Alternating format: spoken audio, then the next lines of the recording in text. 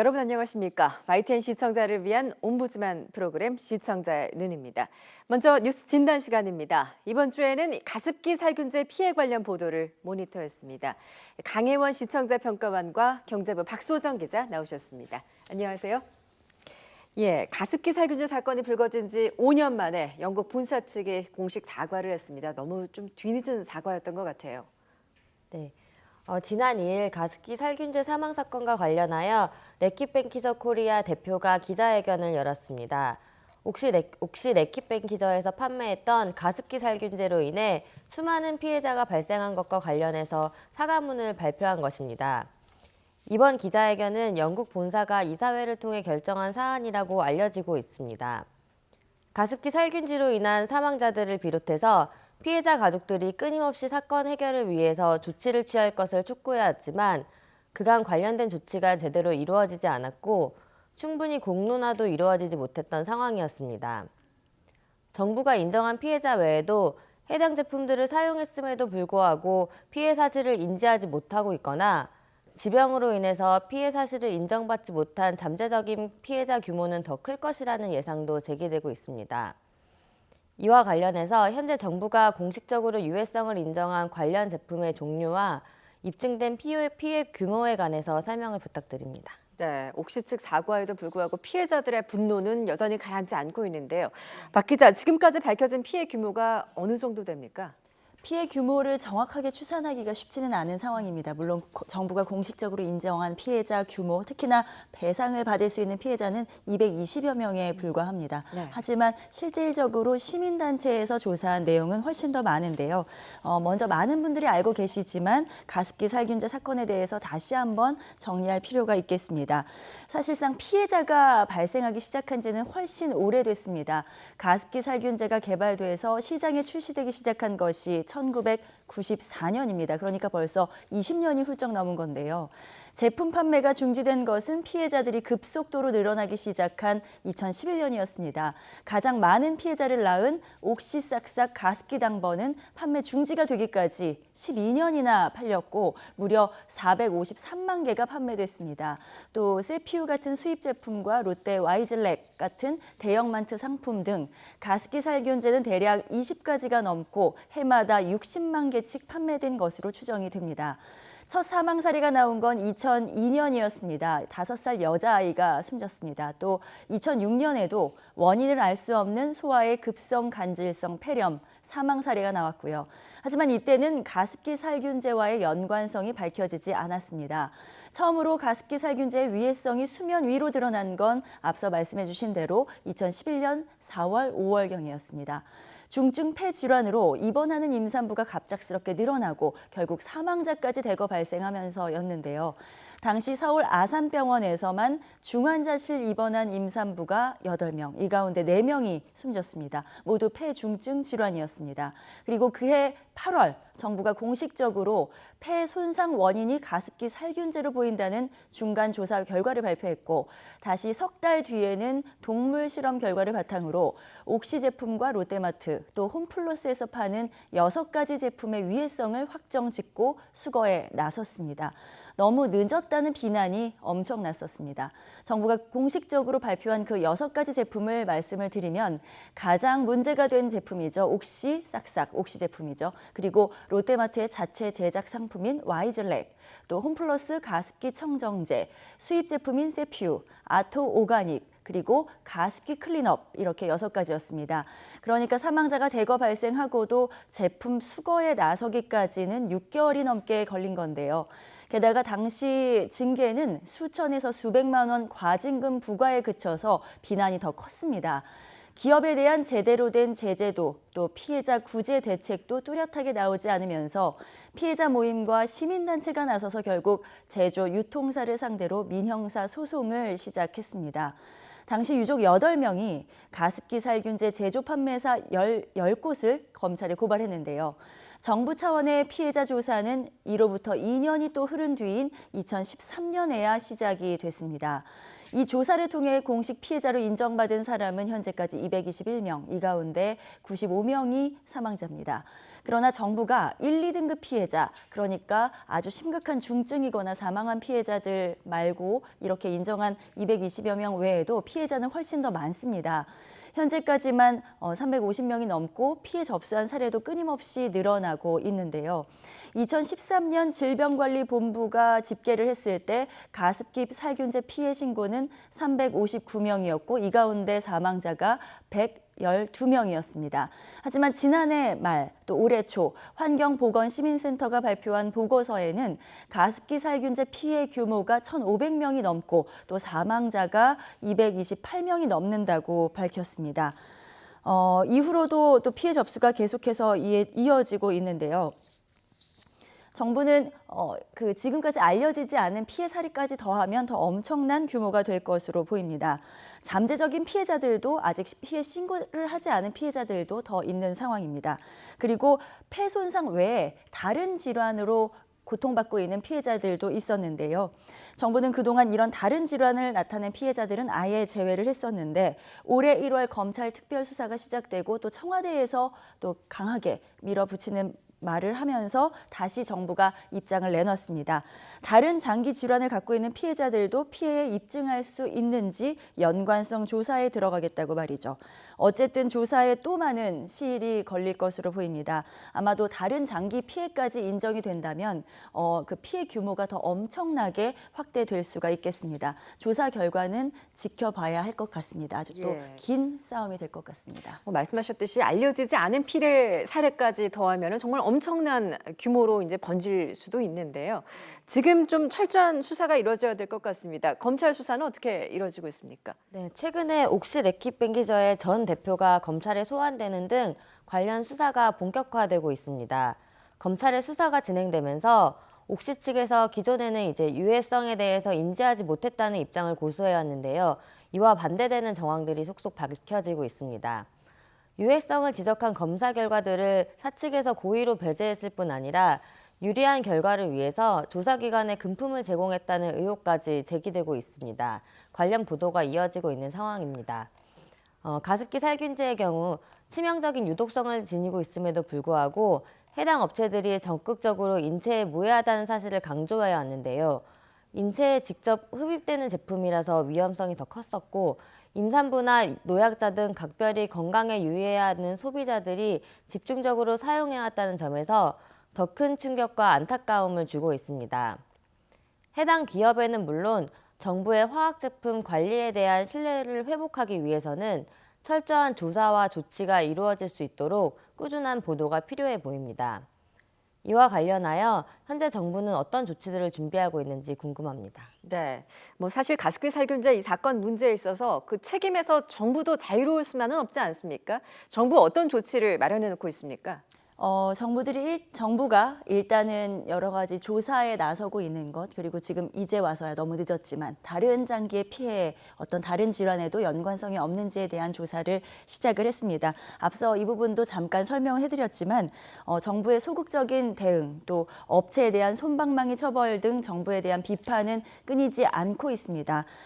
지금 현재 피해 접수를 받아서 피해자를 분류한 것, 아까 1등급부터 4등급까지 분류했다고 말씀드렸는데요. 이 가운데 피해 보상을 받게 되는 등급은 1, 2등급입니다. 가습기 살균제와 연관성이 매우 높거나 높은 편인 사례들이고 반면에 3, 4등급은 연관성이 매우 낮거나 연관 없음 이렇게 조사를 됐기 때문에 피해 보상을 사실상 받기는 어려워 보이는데 이에 대해서도 피해자들은 불만과 억울함을 강하게 토로하고 있습니다. 그리고 정부는 최근에야 폐 질환뿐 아니라 다른 질환도 피해 인정 범위에 넣을 수 있는 방안을 추진을 하고 있는데요. 사건 초기부터 불거졌던 문제였는데 지금 이제 다른 질환의 추가 연관성 조사에 들어갔습니다. 증거를 일단 확보를 해야 진단 판정 기준을 마련할 수 있기 때문입니다. 일단 비염과 기관지염 같은 경증 질환, 그리고 심혈관계 혹은 간 질환을 비롯한 폐 이외 장기 질환을 연구를 하고 있습니다. 환경부 산하 가습기 살균제 피해 조사 판정위원회에서 이 조사를 시작을 했는데요. 피해 신청을 하지 않은 잠재적인 피해자를 찾기 위한 질병 기록 검색 방안도 추가로 마련할 것으로 보입니다. 정치권도 뒤늦게 나섰습니다. 국회에서 여야는 오랫동안 잠자고 있었던 특별법 제정을 추진합니다. 현재까지 정부가 37억 원가량을 배상했는데요. 여기에 추가로 정부가 보상을 해주고 또 이후 제조업체 등에게 구상권을 청구하는 방안, 또 폐뿐 아니라 다른 신체 손상에 관한 내용도 포함될 것으로 보입니다. 하지만 이미 정부가 실시한 배상이 있기 때문에 추가 배상 효과가 얼마나 될지는 의문입니다. 야당은 청문회를 열어서 또 진상 규명에 나서고 구체적인 구제책도 마련하겠다는 입장입니다. 부랴부랴 손을 쓰겠다고 나선 정부와 검찰, 또 국회. 하지만 이 기관들 모두 가장 필요했던 진상 규명 타이밍을 놓친 게 아니냐는 따가운 지적은 계속되고 있습니다. 이에 대해서 우리 언론 YTN 취재 기자들도 날카로운 감시와 또 관찰의 눈을 놓치지 않고 올바른 보도를 계속해 가도록 노력하겠습니다. 네, 지금이라도 철저한 조사를 통한 진상 규명 그리고 피해자들에 대한 보상 체계가 마련돼야 한다는 두 분의 의견이었습니다. 오늘 말씀 잘 들었습니다.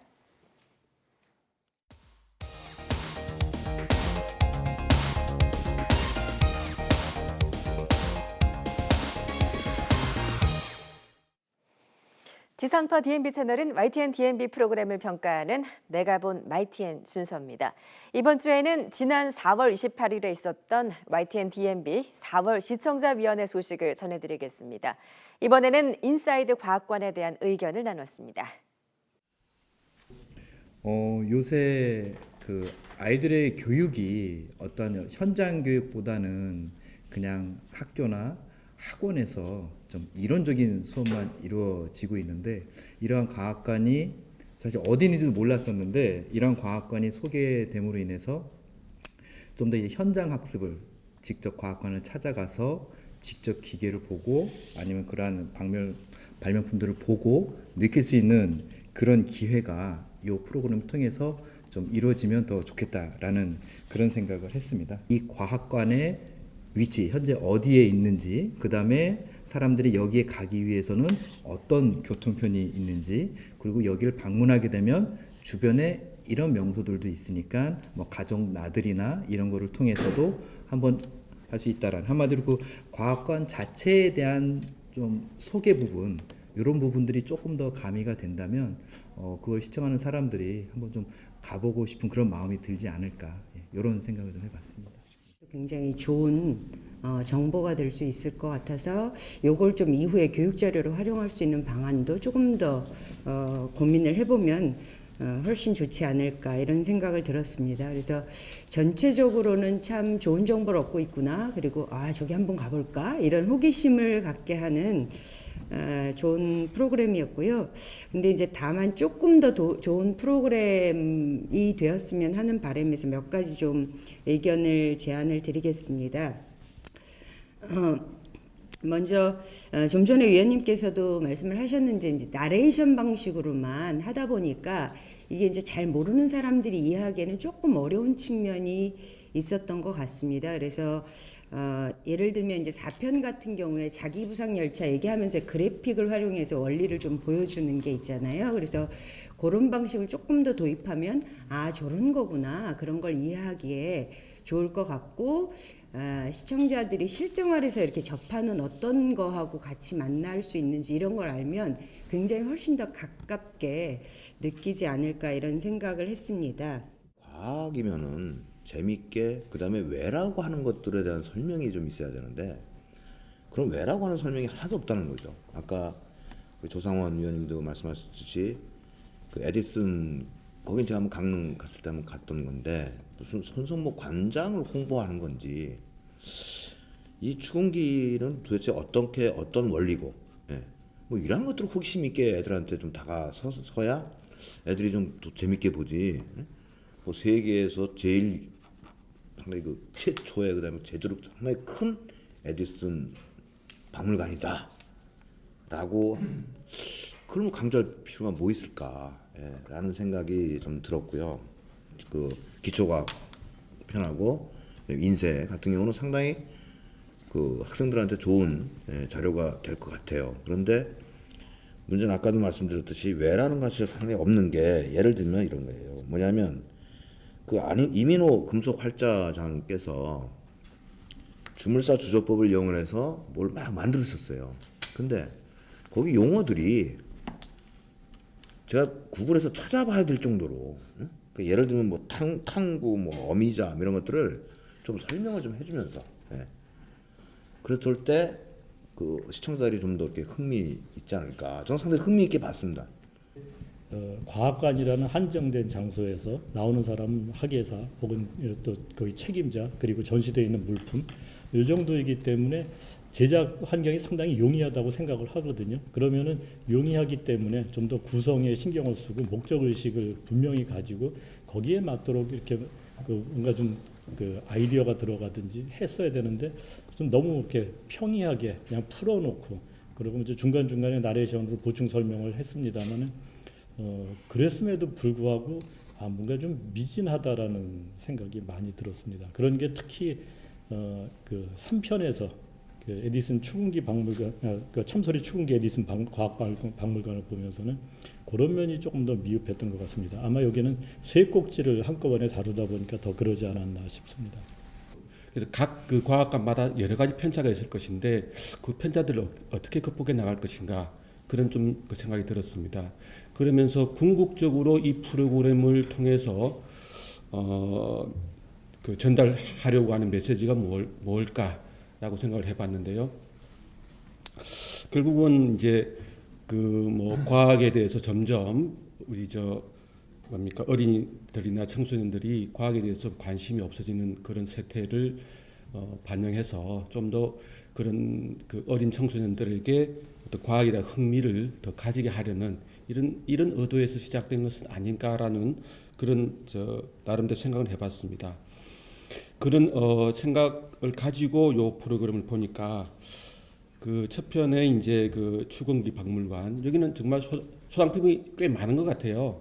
그러니까 뭐 오래된 추궁기도 소개해야 되고 또 뭐 전구도 소개해야 되고 또 영사기도 소개해야 되고 하다 보니까 이게 그 과학적인 원리를 설명할 시간이 없는 거예요. 요즘 첨단 디지털 기술들이 많이 나와 있는 상황에서 그 베이스가 되는 옛날 아날로그 기술들, 특히 뭐 저도 좋아하는 빈티지 오디오들에 대한 설명들이 굉장히 많아서 재밌게 보았다라는 생각이 많이 들었고요. 특히 중간중간에 이제 구체적인 과학에 대한 설명들은 조금 부족하였지만 추궁기 개발사를 통해서 그 추궁기가 어떤 원인에 의해서 발명이 되었고 그놈들의 특징은 어떻겠으며 개량형이 되면서 음질의 변화는 어떻게 이루어졌다라는 그런 것들에 대한 설명들은 굉장히 좋았다라고 생각이 듭니다. 저희 같은 엔지니어 입장에서 보면은 굉장히 좋았다는 생각이 들었고요. 그 눈높이가 높은 시청자나 학생들을 대상으로 어렵게 좀 풀어가고 계신 것 같고요. 제가 느낀 점은 우리 김문정님 의원이라든지 아니 박인동 의원님이나 여러 가지 의원님처럼 이게 좀 굉장히 좀 뭐랄까 컨텐츠화 시켜서 교육 사업에 쓸 수 있을 것 같은 그런 그 면이 있는데 방송통신발전기금이 적음에도 불구하고 그 퀄리티를 높이기 위해서는 좀 그런 쪽으로 어떻게 좀 연구해서 할 수 있는 게 없는 건가.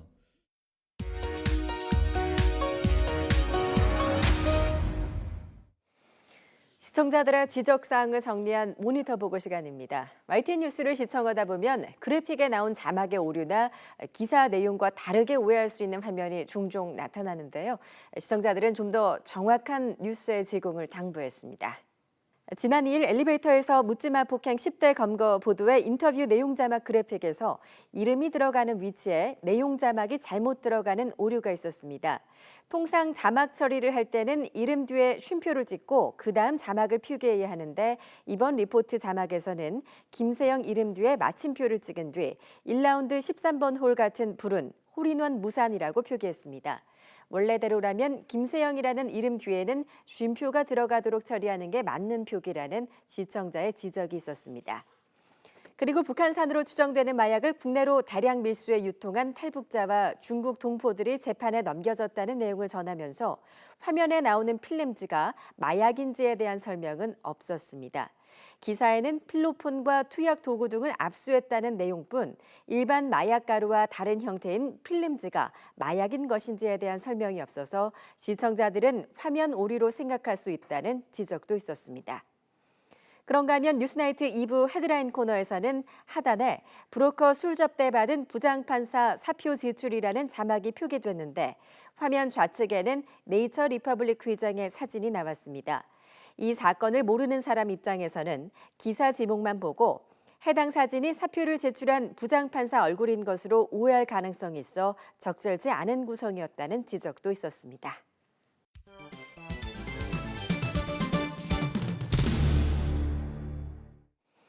언론 전문가로부터 우리 언론의 문제점과 발전 방향 등을 들어보는 매체 비평 시간입니다. 오늘은 최은경 한양대학교 교수로부터 과학정보 지식을 활용하는 언론이라는 주제의 논평을 들어보겠습니다. 국내 유일한 과학 전문 채널 YTN 사이언스는 2007년 과학의 대중화를 모토로 개국했습니다. 과학 관련 프로그램 편성과 제작 지원이 상대적으로 줄고 있는 상황이라 YTN 사이언스의 역할이 더욱 기대되고 있습니다. 특히 현대사회는 과학 지식과 정보를 활용해야 하는 사건들이 늘어나고 있습니다. 일부는 단순한 과학적 현상에서 벗어나 우리 사회의 정치, 경제, 나아가 외교적 문제와 관련이 될 때가 있기 때문입니다. 예를 들면 마스크를 써도 보호되지 못하고 유입되는 미세먼지에 관한 이슈가 바로 그것입니다. 국민들은 최근 미세먼지 발생이 잦아지면서 외출에 불편함을 겪고 있습니다. 뿐만 아니라 건강에 심각한 위협을 느끼기도 합니다. 지난 4월 28일 한중일 환경부 장관들은 정례회의를 통해 대기오염 전반에 걸친 문제 해결을 논의한 바 있습니다. 지리적으로 이웃한 3국이 실무적으로 협력을 하겠다는 합의는 그 자체로 의미가 있습니다. 하지만 여전히 대부분의 국민들은 미세먼지와 황사의 차이를 잘 알지 못하며 미세먼지의 원인을 중국 경제 성장으로만 알고 있는 경우가 많습니다. 실제 미세먼지 발생 초기 대부분의 언론은 단기간 고성장한 중국의 경제가 미세먼지의 주요 원인으로 지목한 바 있습니다. 즉, 중국 내 난방 수요와 자동차가 급증하면서 극심한 스모그가 발생했는데 이것이 바람을 타고 황사처럼 한반도로 유입한 것이 미세먼지라고 설명한 바 있습니다. 하지만 미세먼지 원인과 증상을 주장하는 과학자들의 의견이 다양하게 제기되고 있는 상황이라 이러한 주장도 신중하게 보도될 필요가 있습니다. 사실 국내 황사와 미세먼지에 대한 대응은 상당히 미흡한 수준에 있습니다.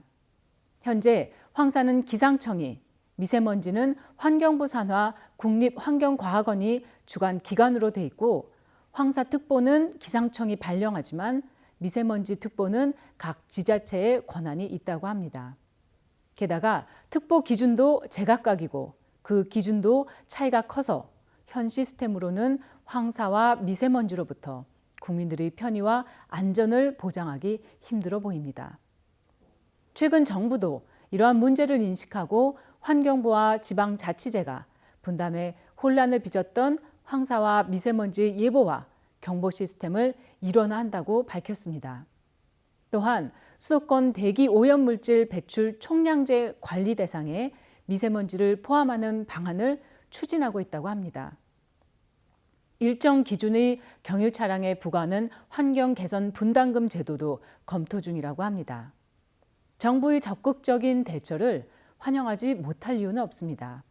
즉, 현안을 해결하기 위해 즉각적인 정부의 대응도 중요하지만 사실 대기의 질을 개선하는 문제는 단기간에 성과를 내기 어려운 큰 과제입니다.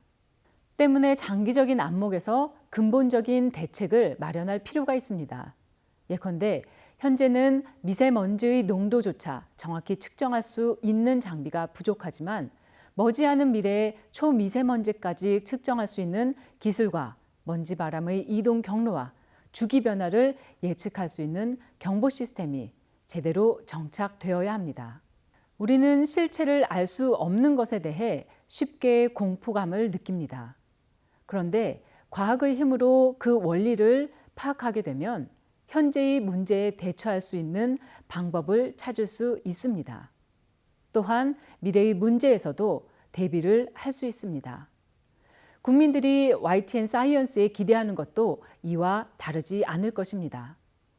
YTN 사이언스는 지식과 정보로서의 과학을 전달하는 데만 그치지 말고 과학적 현상을 정확하게 진단하고 우리 사회의 중요한 의제를 설정할 수 있는 책임 있는 언론의 모습을 보여줘야 할 것입니다.